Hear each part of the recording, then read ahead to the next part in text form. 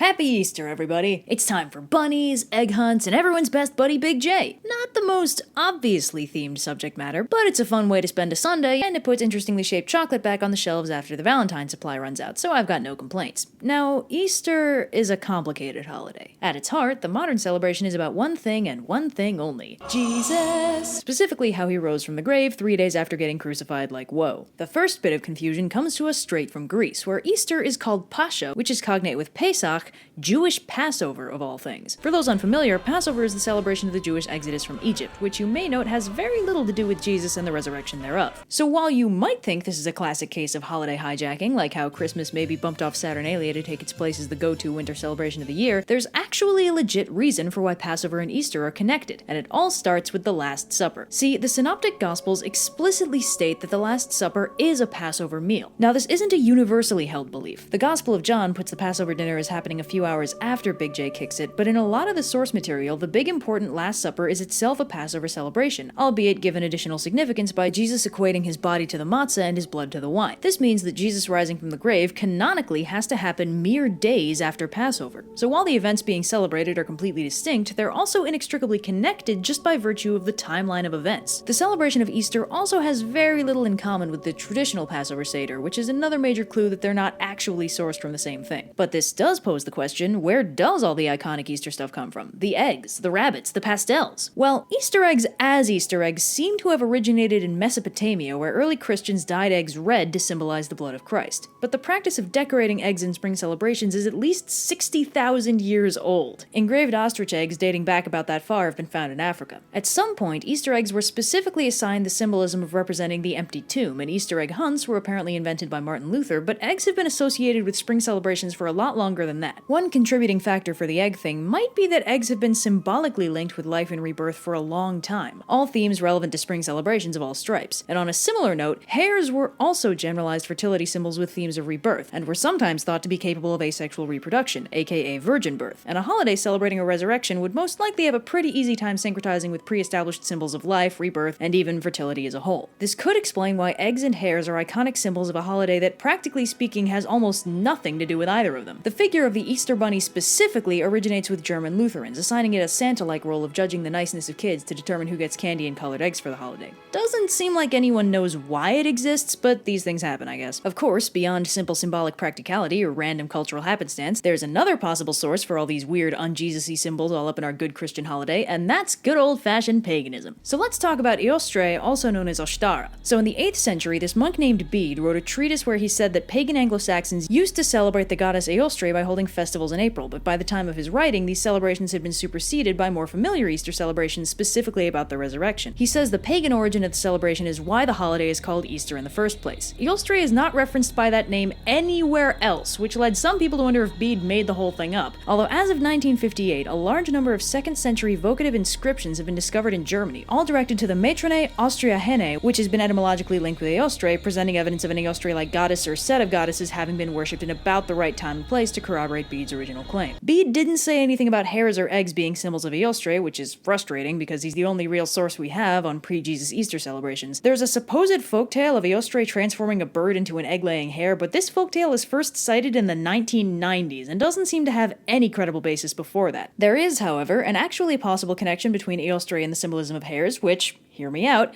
only sounds sort of like a conspiracy theory.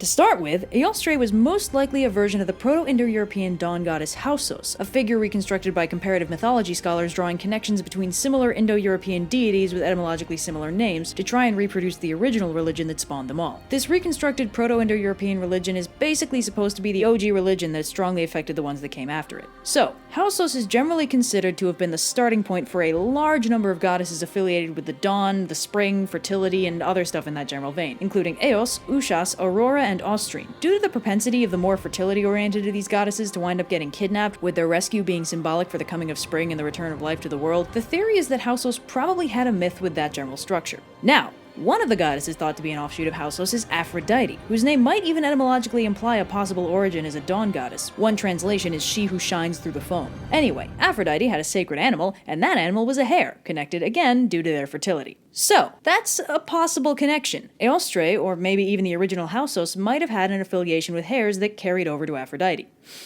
Maybe. Look, we really don't have a lot to go on with this holiday. There's gotta be something connecting it, but information gets lost all the time. We don't really know for certain what all might be connected to the traditional celebrations or why people drew the connections they did. One thing we know Easter isn't connected to is Ishtar. This claim you've probably seen circulated on Facebook every year since 2013 originated in the 1800s when this Scottish theologian Alexander Hislop wrote a religious pamphlet that amounted to a conspiracy theory claiming that the Catholic Church was a thinly veiled continuation of ancient Babylonian pagan worship. He claimed that Easter and Ishtar were connected on the basis that they sounded kinda the same, which is the kind of reasoning that makes modern etymologists weep as they envision a terrible future where puns are regarded as ironclad gospel. And while it's true that Ishtar did have a celebration on the first full moon after the vernal equinox, celebrating her return from the underworld, there's no evidence that this celebration influenced Easter directly or indirectly. Spring festivals with a theme of rebirth are kind of a worldwide phenomenon for fairly self-explanatory reasons. One of Hislop's accompanying claims was that eggs were sacred to Ishtar, which just straight up isn't true. Ishtar's symbols included lions and doves, but no bunnies or eggs. In short,